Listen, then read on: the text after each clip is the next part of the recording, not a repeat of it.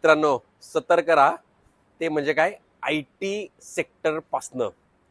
पहा, आतापर्यंत आपण फक्त ऐकत होतो, तर आता कंपन्यांच्या सीईओला पण टेन्शन यायला लागले.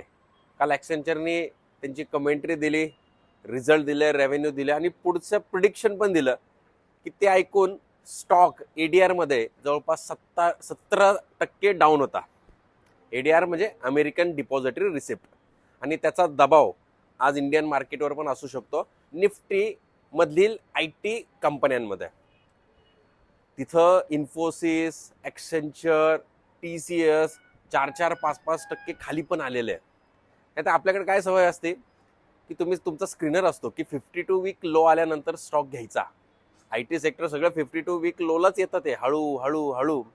आणि तुमचा मित्र कोणतरी सांगेल अरे बाय कर बाय कर. सो अशी चूक करू नका. 2 हात नाही, मी तर म्हणतो 4 हात लांब राहा आय टी सेक्टरपासून सध्या तरी.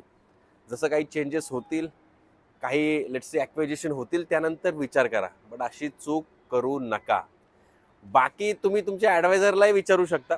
हां, पण आपल्याला म्हणजे तुम्हाला इन्व्हेस्टमेंट करायची असेल through let's say Gurukul membership, तर नक्की कॉन्टॅक्ट करा.